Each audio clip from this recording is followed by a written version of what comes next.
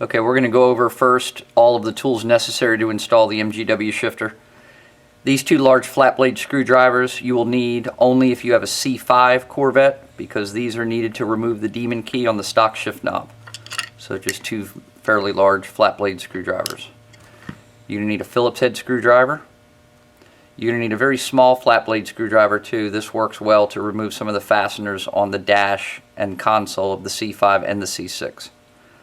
This 3/16 T-handle hex driver is actually included in the MGW kit, so you will not have to source that. It will be in your kit with your shifter. You're going to need a 1/4-inch ratchet. You're going to need a 10mm socket. You need a 7mm socket. And it's very helpful to have about a 3 or 4 inch extension so that you don't hit the sides of the console when you're removing some of the bolts. You're going to need a brand new, do not get it used, a brand new single edge razor blade. You're going to need a 3/4 inch box wrench. You need a nice sharp pair of scissors. And you're going to need a T15 Torx wrench. And you're going to need a number 40 Torx wrench. You also will need an 1/8 inch Allen wrench, but this, just like this hex driver, this Allen key will be included in the kit. And those should be all the tools you'll need.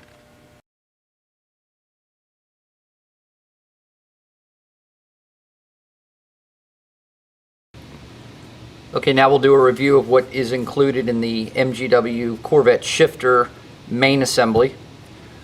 We have the actual shifter itself, and this model works for both the C5 and the C6 from 1997 to 2013. We have a lubricant grease to actually lubricate the threads on the shaft handle, and we will also use this to lubricate the pivot ball. We have a 3/16 T-handle hex driver. We have an 1/8 inch Allen key. We have 4 1/4-20 grade 8 bolts.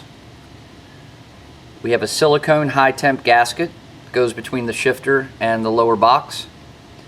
And you will have either one or the other, unless you opt to buy both, of the upper shafts. This is the only distinguishing feature that from a C5 to a C6.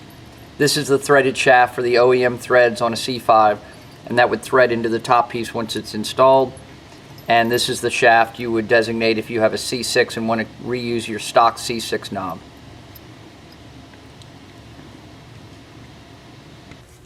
Okay, now we're ready to install the MGW shifter.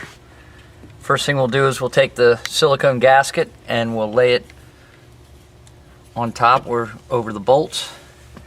And I would put the shifter on with the logo facing the driver's side, and it already comes lubricated with the green grease. We didn't show it in the intro videos just to keep it from being messy, but it will already be lubed like this.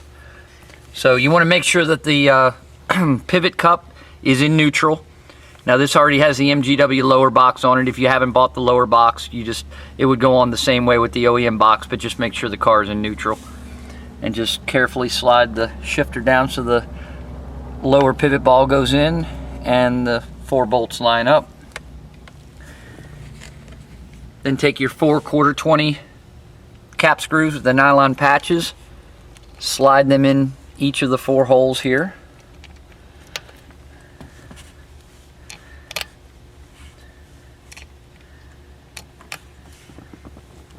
Then you want to take your 3/16 hex driver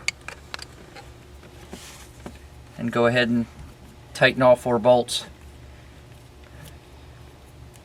And just like you would do on your stock shifter, you want to do it in a diagonal cross pattern so it bolts down evenly. Okay, once you get all 4 of the bolts down fairly flush, now you want to start paying attention, and as you tighten each one, you'll see the silicone gasket will just start to compress and ooze out the sides of the shifter. Again, going crisscross several times diagonally from one bolt to the other. You want to make sure that the shifter goes down flat. Keep tightening it down. Don't over torque it. Don't use any type of extensions. Just use the hex driver that MGW provides and just use wrist pressure. But you want to get pretty snug like that. And as you can see, you'll start to see the orange silicone gasket compress, and you'll see it kind of ooze out the sides of the shifter. as you compress it. And again, just go back and forth until they all feel about the same tightness. Okay, once they're all tight, then you want to take your 1/8 inch Allen wrench, and as you can see, in the front of the shifter and back here, in the back of the shifter, you have locking screws that lock down the heads of the bolts to keep them from vibrating loose. It's just a secondary security measure to keep the shifter in place and make sure that it doesn't vibrate loose. So you just take your 1/8 inch Allen wrench and lock these 1/4 20 set screws down against the head of the cap screw, like that. Okay, we're going to show in very close detail here how to properly trim the OEM top cover boot so that it seals with the MGW shifter perfectly. And we get a lot of customers that call that say that they're getting excessive noise coming in through the cockpit, road noise, transmission noise, and they say they followed our instructions, and yet they take pictures of their boot and it looks like this, where they've taken a pair of scissors or a knife and they've virtually cut the entire round boot area out to clear the MGW shifter. This is incorrect. I'm going to show you how to do it so that it works properly. Now if you look very closely here, you'll see that there's the outer bellow comes down and you have an inner lip right here where it comes in a little bit more. Right on this surface right here, on that first level, is where we will apply the razor blade. And we will apply that razor blade parallel, not down, not perpendicular, not in an angle, perfectly parallel with the plate. And we're going to cut and actually lay the razor blade right on this surface here and go around the boot, and we're going to cut all the way in, all the way around, and remove this center section straight out. And you'll have to cut pretty deep. You'll probably have to run the razor blade about that far in, because if you turn it around, you'll see that that's quite thick. You can see that in here, that area right here. That's where we're going to be cutting, right there, straight out. And I'm going to go ahead and cut this, and when I show you, I'll pull it out and we'll show in detail. But right on that lip, again, very carefully, this is very important, you lay that blade perfectly parallel, and then you just bring it around and cut it.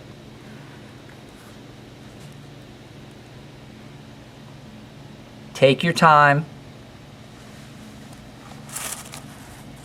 and make sure that you have a razor sharp, perfectly sharp tool. Do not go get one that's used, that's dull, because it will not cut properly and you'll end up cobbing the boot up and it will not seal properly.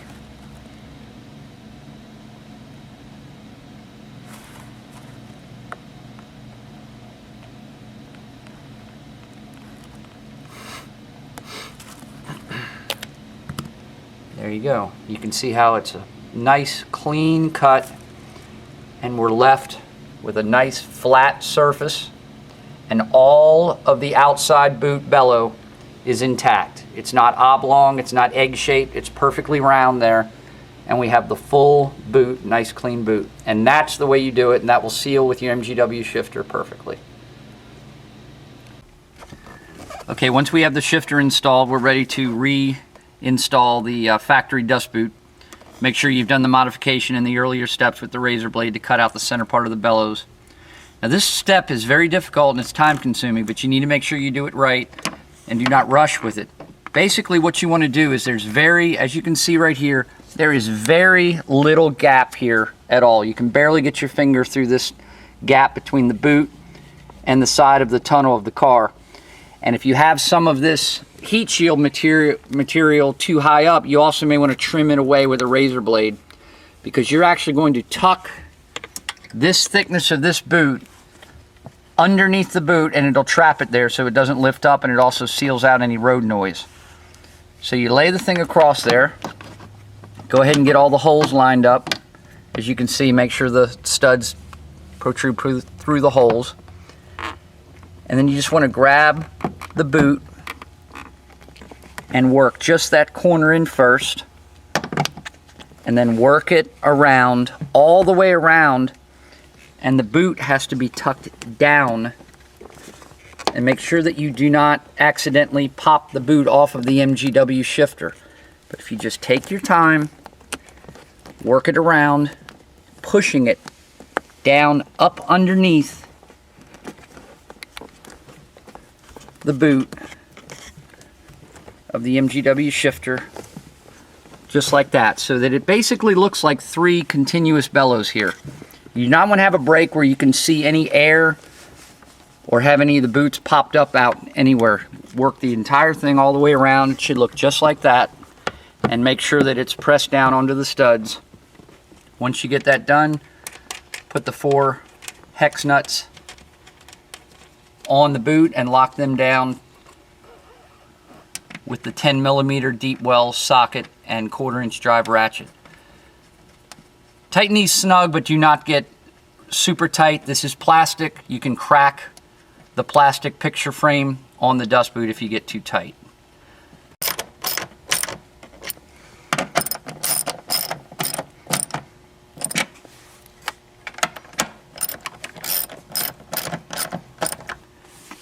Once the dust boot's attached, we're going to go ahead and put on the proper shifter handle. This is the one, again, for the C6 knob. And as you can see, these handles, when they're shipped, are shipped with the jam nut, the 12mm jam nut, mounted on it to trap the flat washer and the lock washer. We have actually had customers install them just like that and have these rattling around. We only ship them these like this so that they don't fall out. When you mount them on the car, you take everything off and you put the hex nut on first, screw it all the way down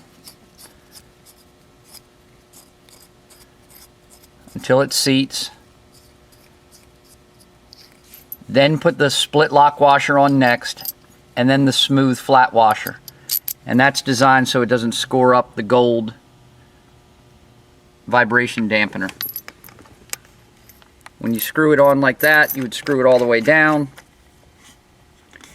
And for the C6 knob only, you do have to orient it. These 2 screws have got to be facing left to right with the passenger and driver door. They can't be crooked like that or facing the front, or the shift knob will be crooked.